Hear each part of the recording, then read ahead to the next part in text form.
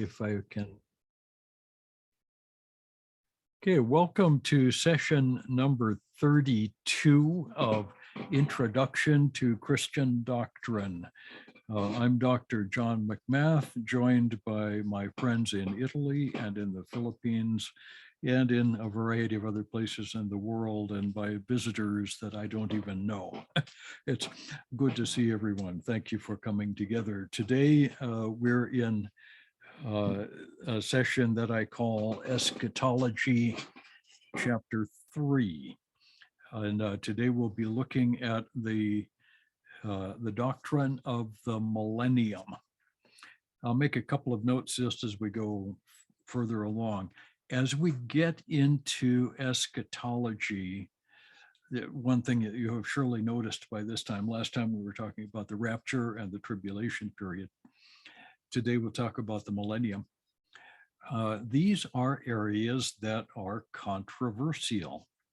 There are some parts of Christian doctrine, for instance, the Trinity, the deity of Christ, that really shouldn't be controversial. There are some people who just haven't ever studied and really don't know anything who may disagree, but all Christians agree that God is triune. All Christians agree, literally all Christians agree, that Jesus is the Son of God. That's not controversial, and people don't argue about that. Since the Reformation, all Protestants agree that justification is by faith. Roman Catholics continue to teach that works are necessary in addition to faith. And that's a conversation that isn't going anywhere. But since the Reformation, the two large areas of doctrine, the doctrine of the church and the doctrine of the last things, that have begun to get attention in the broader academic world, and the conversation has been heated at times among conservatives. There's actually a fairly wide variety of points of view. And the point of view that I take, as you're aware, is called dispensational premillennialism. It's complicated language because to say something else means something else quite different. Most European evangelicals hold to what is typically called a historic premillennial point of view. And we're going to be defining those terms today. When we enter into a conversation about the millennium, the issue from my point of view is important because so much of the Bible predicts a literal Israel-centered reign of the Messiah in Jerusalem for a long time at the end of history.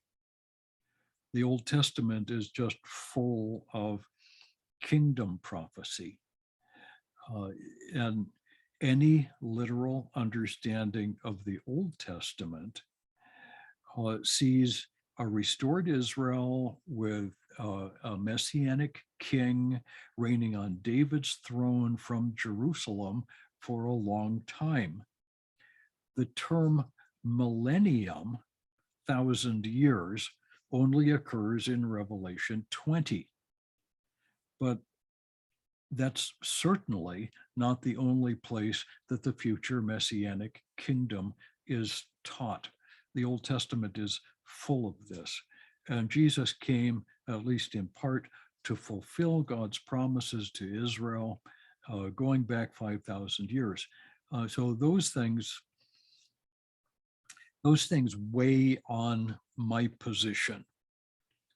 And I'm very hesitant to adopt a position that denies the literal reality of the Davidic kingdom in Jerusalem at the end of time. I'm very hesitant to abandon that position.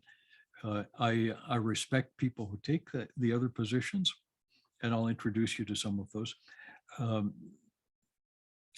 But I can't go there myself. And for me, this is the primary reason that I am dispensational. I am dispensational. I believe there's a difference between Israel and the church because the Bible says that. And I can't get comfortable with what the Bible actually says and with any of the alternative approaches.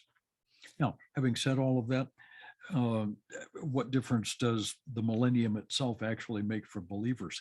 If my position is true, then the millennium is largely unimportant for the church. We're not technically there. We're in heaven during that time. And so for us, it's primarily an academic issue, a question of what we want to believe about how the end time works out. So having said all of that, and I know that's a long introduction, let's launch into it. I'll show you what the Bible actually says and what the various positions on this tend to be. Let me see if I can find my cursor. There it is. I saw it a moment ago. Okay, I'm going to share my screen. That should be this one. And it is so much easier. You can't imagine. I've got two screens up now, and so I'm allowed to use the presenter view. And it is a huge, huge help. Okay, the millennium means 1,000 years. Does your view of the millennium really matter? Yeah. Perhaps you think that your view of the millennium is inconsequential, and many people do. I'm not criticizing them. It's just the fact that a lot of Christians really don't see why it makes any difference. So why does it matter? First, it affects our worldview. For example, is it our job to bring in Christ's kingdom? Is it the job of the church, in other words, to make the world Christian so that Christ can return and set up his kingdom? Are we the foundation for the kingdom age somehow? Is the world getting better as the millennium is brought in, or is the world getting worse? Are we seeing throughout the world a growing orderliness as more and more people obey the laws of God? Or are we seeing an increasing lawlessness? And depending on your view of the millennium, that makes a difference. It affects biblical interpretation. Primarily, it affects Old Testament promises. Are the Old Testament promises to be taken literally? Or are they spiritually fulfilled in the church? The medieval point of view is that the church fulfills the promises of God in the Old Testament, that Israel has been replaced and the church is now the kingdom of God. And so there isn't anything more. The modern evangelical point of view is that Old Testament promises ought to be taken literally, and that Israel is not the church. Therefore, the millennial kingdom is something that is still to be expected. So the question of the status of Israel today tends to be fairly important. There are a lot of Christian authorities who argue that Israel is an illegitimate state. They're a colonial state. They have set up their foothold in their corner of the Middle East illegitimately and should not be allowed to stay in that place. that the Palestinian argument is the correct one because there were Palestinians in that land 100 years ago. They ought to have a state forever in that place, and the Israelis ought to be driven out. If you believe that the Old Testament is to be taken at face value, and that the restoration of Israel includes a restoration to the land as a literal nation in a literal geographical location with the coming of a literal kingdom, then you've got a different position. And it actually, it tends to be very important. It has consequences for real people. If we vote with the United Nations that Israel is illegitimate and ought to be dissolved, that affects the lives of millions of real people. And it's one of the reasons that I am very firmly opposed to the bureaucracy that we call the United Nations. I think the nations of the world ought to cooperate together, but perhaps the United Nations is not the best way. Their hatred for Israel, their anti-Semitism is a stain, I think. At any rate, that's, yes, millennialism, one view or another does make a difference. Let's see where else I can go on this next slide. Again, I have to find my cursor. Okay, let's define the term. The term millennium means literally 1,000 years. Mille is 1,000 and anno is a year. This is a Latin term. The term millennium happens in the Latin Vulgate. It doesn't really matter what the Greek word is. It means 1,000 years. The idea of a future golden age in which the Messiah reigns is found in numerous Old Testament passages, especially Isaiah, Ezekiel, and Zechariah. But the Old Testament prophets are quite literally full of kingdom prophecies. The specific duration comes from Revelation 20, which tells us 6 times that the reign of Christ will be for 1,000 years. Charles Ryrie, in his basic theology, says it this way: the repetition of the figure underscores both its literalness and its importance. Now, frankly, I don't understand why the 1,000 years has to be 1,000 years long. I really don't. But anything that is repeated 6 times should probably be accepted as what the Bible teaches. So does it matter? I don't know. It doesn't matter for my theology particularly, but it was important enough to God that he repeated it 6 times. So when we talk about the millennium, I think it's valid to speak of the 1,000 years and to work from that viewpoint. It is not merely symbolic of a long, long time. It couldn't equally well be 5,000 or 40,000 or 150 million. The 1,000 years is important. Among other things, that means that the time between the resurrection and the second coming, which has already been 2,000 years, can't be the millennium. And those who argue that we are currently in the millennium have to understand the 1,000 years as merely symbolic. The repetition means this is literal and it's important. Okay, we go on.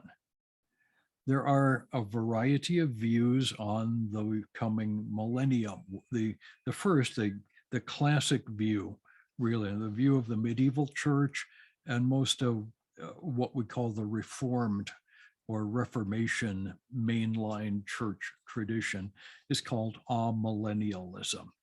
Now, first of all, amillennial, in spite of the alpha privative on the front, does not mean a belief that there is no millennium. What it means is that it is not a literal 1,000-year reign of Christ on earth. It's not literal. It's symbolic or allegorical. Revelation 20 speaks in a very obscure passage of deceased believers reigning in heaven with Christ. Is that the millennial reign? Christ now reigns in the church, which is true. There is a sense in which the kingdom is spiritual. The amillennialist says, this is it. The kingdom is spiritual. There is no literal future kingdom. There's no earthly or political future kingdom of any sort. So Christ is resurrected, and here's the church, and Christ reigns in the church. And eventually, Christ will come back. The nice thing about amillennialism is that it's really, really simple. This is the whole eschatological scheme. This is the whole thing. You don't have to worry about anything else. You don't have to worry about the place of Israel. You don't have to worry about the tribulation period. None of the rest of that is of any significance whatsoever. We're now in the kingdom age, and eventually Christ will come back. The 1,000 years is completely symbolic and means however long it happens to be. There's some advantages to that way of thinking. The disadvantage is that it doesn't allow us to interpret the Bible literally. And so for me, that's a problem.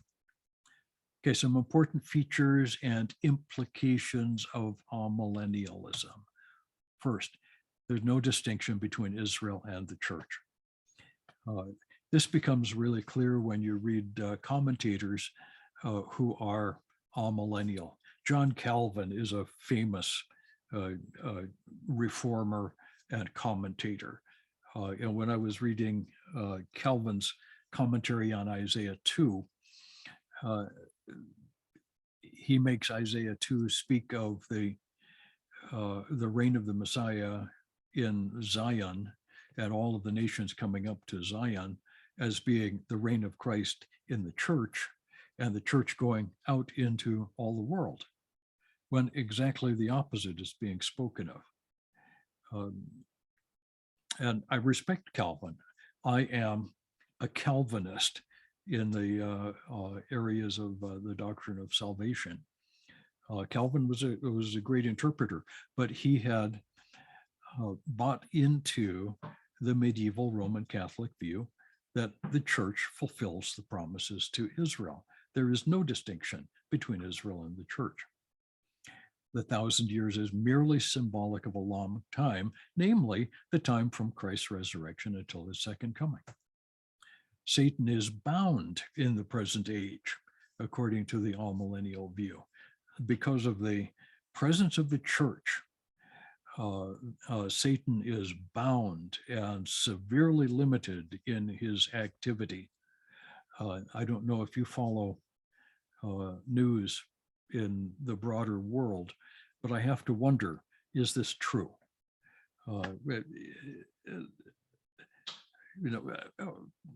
Would Hitler and his allies have been as effective as they were in starting World War II if Satan was bound? Would the modern rise of the radical left be happening if Satan were bound? Somehow that doesn't make sense to me. I can see how Satan's activity is limited because of the presence of a restrainer in the Holy Spirit, but bound, I I don't really think so. The second coming in amillennialism, very conveniently, is a single event, which is preceded by a bunch of signs. For example, the calling of the Gentiles. Amillennialism normally understands the time of the Gentiles as equivalent to the fullness of the Gentiles, which is the church age evangelism that goes out into all the world. It completely misunderstands the book of Daniel and doesn't understand the Gentile powers of the end time. Secondly, the conversion of Israel has to happen before the end time.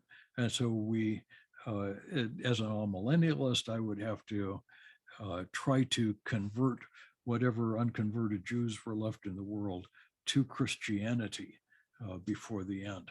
And then there will be the apostasy, the 7-year tribulation period, and of course, the appearance of the Antichrist. In amillennialism, how to put this all together? There are some who believe that tribulation in the world and apostasy and the Antichrist will literally happen. Some understand these things symbolically. Most simply ignore them. They just don't worry about that. After the return of Christ, there will be a single resurrection and a single judgment of everyone, and then the beginning of the eternal state. So as we can see, amillennialism easily fits on a single page. It would fit on a 3x5 card, and that's a big advantage. Many of my students would actually prefer amillennialism because it's so much easier to get ready for the test. It's short. I guess that's one reason I'm not a millennial. I like it to be a little more complicated than that. Okay, there's another view that's gotten, it was popular 150 years ago and has enjoyed a bit of a resurgence. We call this post-millennialism. Post-millennialism means that Christ will return at the end of the millennial kingdom. And in what way it can be called a millennial kingdom? Well, that's symbolism. It's not a literal 1,000-year reign on earth. Christ will continue to be in heaven during the entire so-called millennial age. And the millennium is a time in which the gospel is preached, and the world is Christianized, and the earth experiences a long period of peace and prosperity. So the job of the church from the time of the resurrection until the present day is to Christianize the world. And that has a good ring to it. I really rather like the flavor of that. The way this is worked out in practice is through the imposition of Old Testament law on the earth. Christ will eventually be imposed on the whole world. The world will be Christianized. And once that has been in effect for a long period of time, Christ will actually return to earth to celebrate the success of the church. This tends to be, and we'll look at some implications.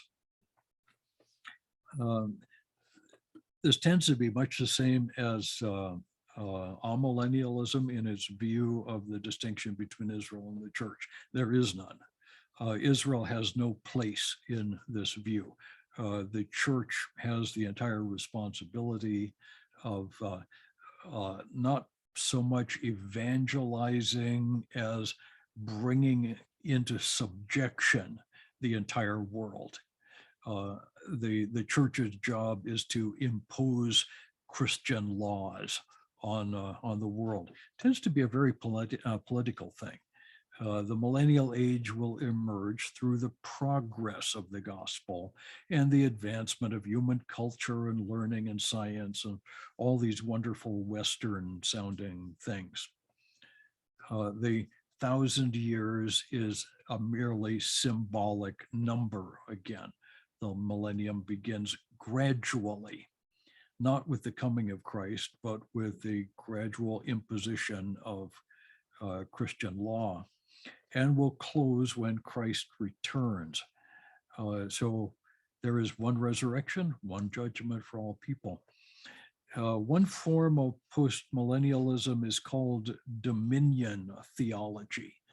I have a book over on my wall, I think, or at least I used to. Oh yeah, called the Dominion Covenant, which is the modern version of postmillennialism. Sometimes it's called theonomy, or the belief in God's law.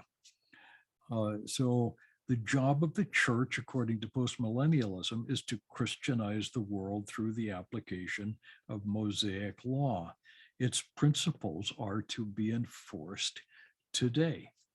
It's a very interesting system. It's a very much a minority view, but we find it operating as a kind of a political binder amongst a lot of people of more or less conservative, reformed views in both the United States and in Europe. And the movement tends to be of political people who want to impose a kind of Christian governmental polity on the whole world. Now, I'm not particularly opposed to Christian influence in politics, but I don't believe that that's what the millennium is about. There is no literal understanding of the Old Testament promises that provides any support at all for postmillennialism, just so we understand that. You just can't read the Old Testament and come to that conclusion. You can't read the New Testament and come to that conclusion either. It's a theological conclusion. Okay, another view that's held actually by much more conservative people. This is an evangelical viewpoint. It is very common in Europe, but also in the United States in some areas. This is a view held by conservative, reformed evangelicals. So conservative Presbyterians, people of a Dutch Reformed kind of background. And there are a lot of those around, tend to be excellent scholars. The Puritans held to this position. So a lot of really good Bible teachers hold to a historic or covenant premillennial viewpoint. And some high points of this, they believe that Christ returns before a literal millennial kingdom. So historic premillennialists are like dispensational premillennialists in that we both believe there's a millennium in the future, and it's a literal 1,000-year kingdom, and that Christ really reigns on the earth for 1,000 years. So that's not where we disagree. The view shares some features with amillennialism.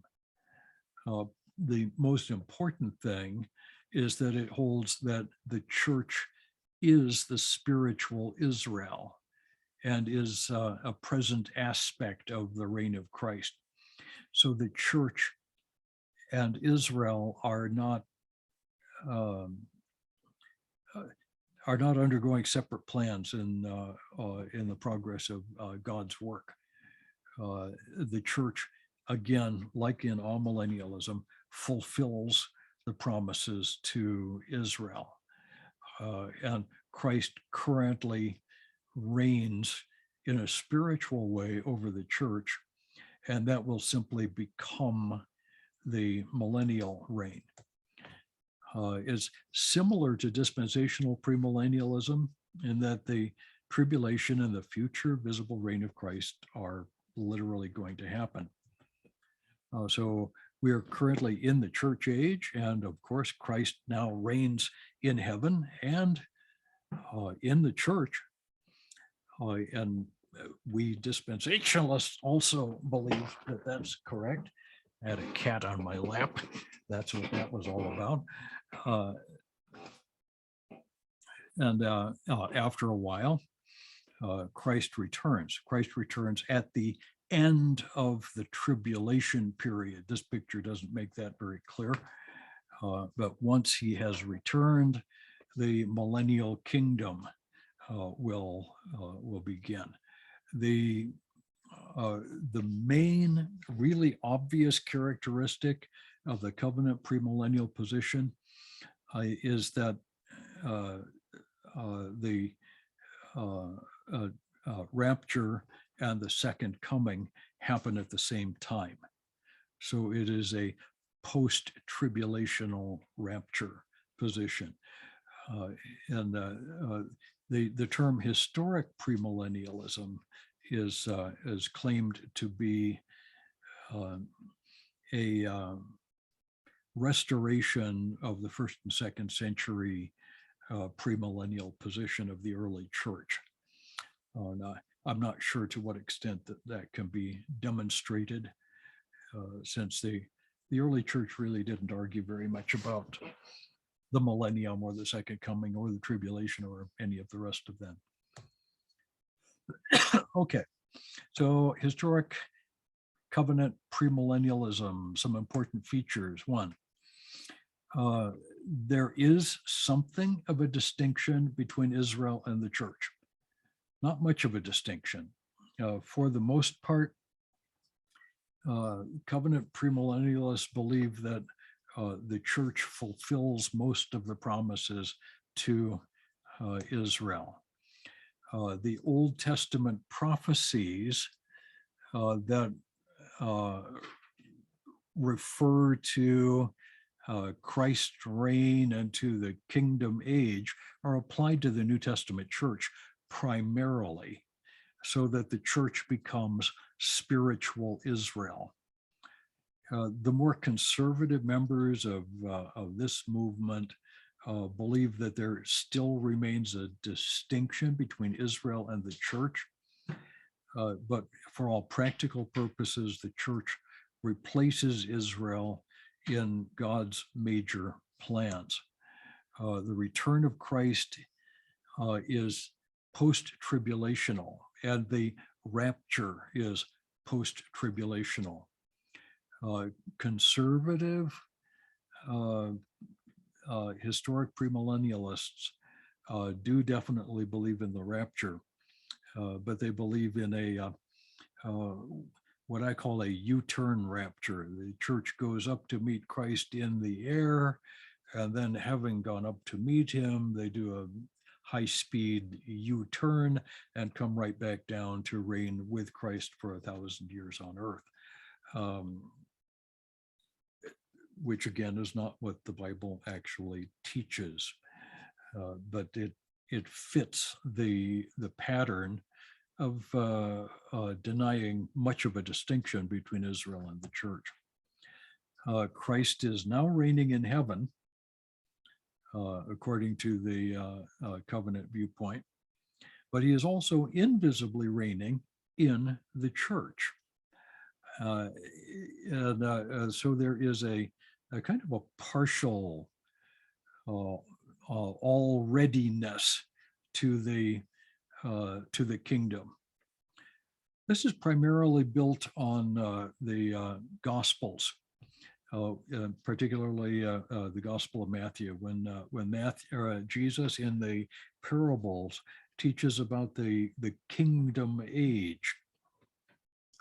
Some of that is a little obscure, but the covenant premillennialist would like to understand those passages as referring to the church age.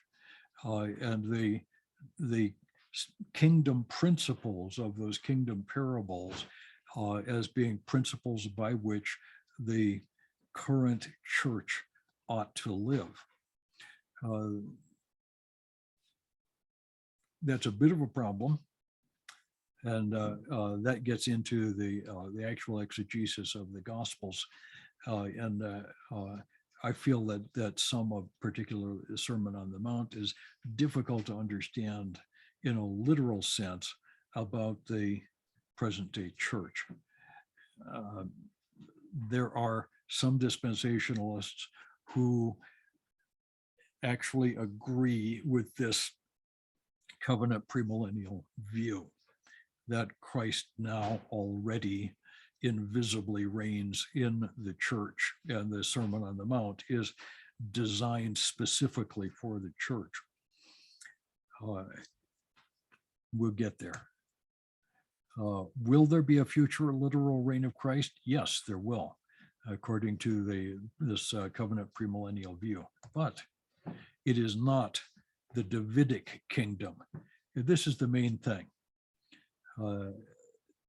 The Old Testament says that the Son of David, the Messiah, will reign from Jerusalem over a restored Israel and over all of the world. So the Old Testament is a set of prophecies, of promises to Israel about a Davidic Messiah. That's the covenant premillennialist says that the coming reign of Christ is not a fulfillment of those prophecies to Israel. It is simply a visible expression of the present invisible reign of Christ. It's primarily oriented toward the church. So the millennium is the continuation of the church, but with Christ literally present on earth. This is the major thing that is a distinction between the historic covenant premillennialist and the dispensational premillennialist. The place of Israel. Does Israel continue to have a place in the plan of God? The historic covenant premillennialist would say no, except in the sense that many Jews will come to Christ and be a part of the church. And apart from that, there is nothing for Israel. And the millennium in particular is a church age. And the most important thing about the millennium is that Christians on earth, having returned with Christ, will reign with Christ for 1,000 years. That's the important part. Nothing for Israel. Dispensational premillennialism is a little different duck. So let's take a look at the definitions. First of all, the millennium is not simply a symbolic or spiritual concept. You know, this isn't merely Jesus standing at the door and knocking and wondering if he can come in. Getting saved doesn't make you part of the millennium. Secondly, it's not, as some ancient believers seem to have thought, a time of pleasure and luxury as a reward for the saints. This isn't when we get to fly our private Learjets to our own private island and lay in a hammock drinking lemonade out of one of those big round cups with a pineapple in the corner. That's not how this is going to work. Now, I wouldn't object to a vacation like this, but that's not the millennium. It's not a reward for the church. So what is it? It's the reign of Christ on earth for 1,000 years in fulfillment of God's kingdom plan. The kingdom plan begins all the way back in Genesis and runs through the end of time. The messianic Davidic kingdom is the fulfillment of that biblical promise. Okay, so dispensational premillennialism sounds like a lot of syllables. This is what we are. This is what I hold, and this is what I teach. This understands the millennium to be a fulfillment of God's promises to Israel. And so we affirm that the millennium is the promised Davidic kingdom. The Davidic king, the son of David, Christ himself, reigning on the throne of Israel. Classic dispensationalists, that's dispensationalists for roughly the last 200 years, see the kingdom as entirely future. There are some modern dispensationalists who see a present aspect to the kingdom as well as a future. The phrase already but not yet is sometimes used by these folks.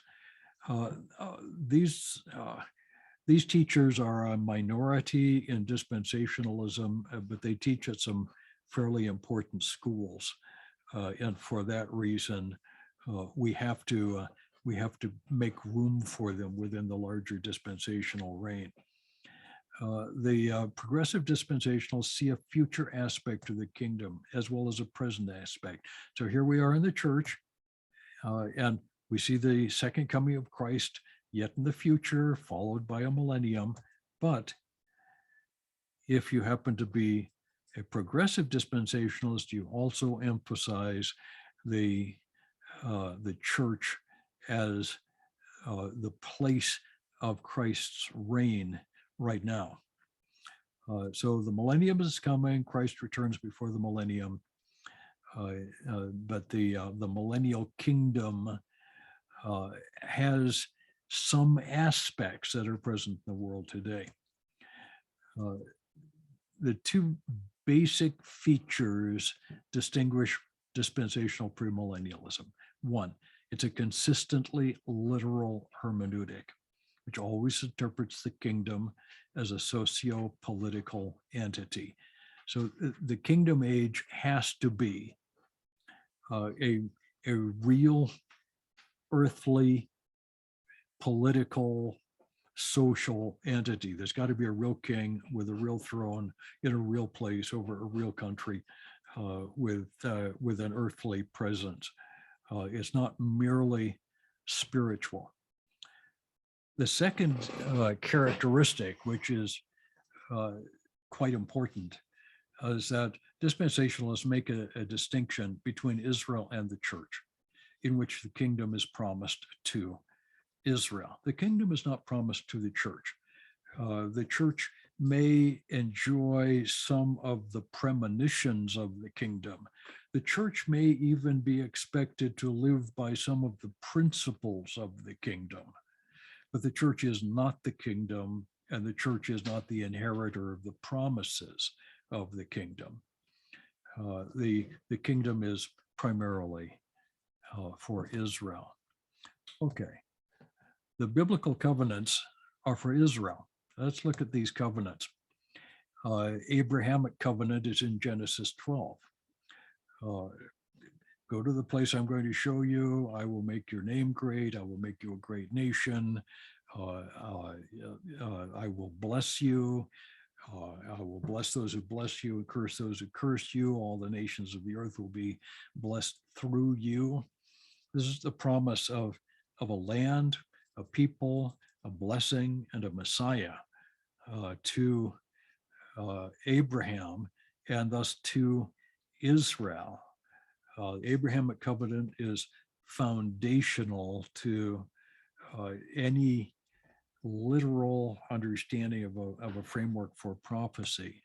Secondly, the Palestinian covenant, or Deuteronomy 30, gives the land to Israel in an eternal way and yet a conditional way. The blessing is conditional. The Davidic covenant of 2 Samuel 7 is the promise of an eternal reign on a Davidic throne by the Messianic king, the son of David. Very important passage. The new covenant of Jeremiah 31 is the promise of the fulfillment to Israel of the promises of salvation. I will put a I will put a new heart in my people. The church is not the fulfillment of the new covenant. Israel is the object of the new covenant of Jeremiah. A nation, a land, a king are promised. The promise is irrevocable and inexchangeable. God never revokes his promises. He said that the calling and gifts of God are eternal, and they can't be exchanged. Israel can't reject their promise and say, well, let's give it to the church instead. So the millennium is necessary. It has to be there for the literal earthly fulfillment of the promises. So what are we looking at? Some characteristics of the millennium. First, it's 1,000 years long. Again, Charles Ryrie, there's no reason to reject the meaning of 1,000 as indicating the length of the millennial reign. Again, I don't understand why that's important, but that's what God has said. The purpose is to fulfill the promises of Scripture. In other words, the millennium ties up the loose ends. There are promises that God has made that can only be fulfilled in the millennial kingdom. And finally, to display Christ's victory in the same arena in which he was rejected and seemingly defeated. He comes back to earth. And this time, not as the sweet Jesus, kind and gentle, ready to go to the cross for us, this time as the king. And he will begin that presence on the earth with the massive judgment and the defeat of all of his enemies, and then the establishment of a reign on earth for 1,000 years. And during that time, things are going to be different. Physically, the curse on creation will be lifted. Romans 8 talks about the creation groaning until finally the revelation of the redeemed world. So the curse on creation will be actually lifted. That means there'll be peace in the animal kingdom. Now, today it would be hard to do.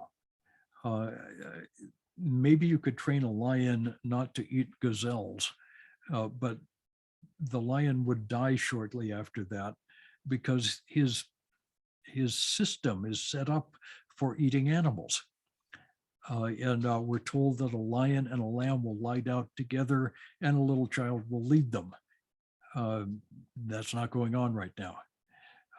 As a matter of fact, we're nowhere closer to that today than we were 2,000 years ago.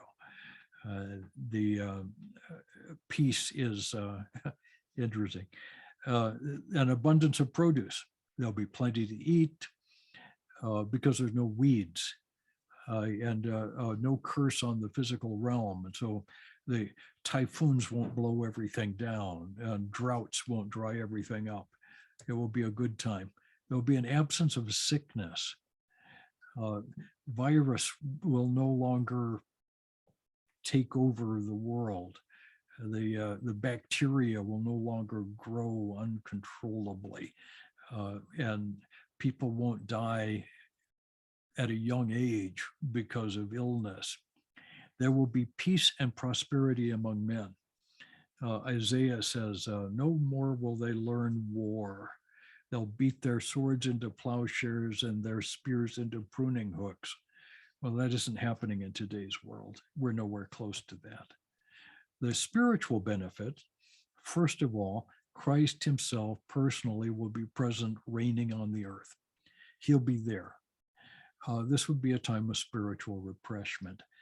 This will be a good time. And Satan, literally, bound and absent. So the world's system will no longer provide all the opportunities for sin that currently exist. The The devil himself, Satan, will be bound and completely out of the way. That will leave nothing left amongst those who have survived the tribulation period and move on into the millennium. Nothing will be left for them but the flesh of the world, the flesh, and the devil.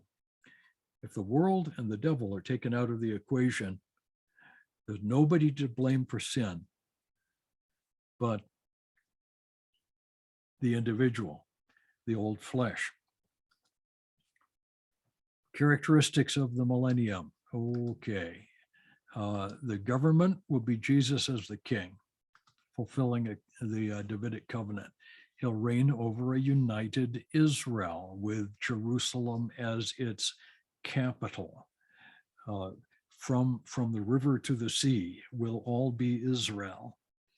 Now, I don't know how all of that will work out. The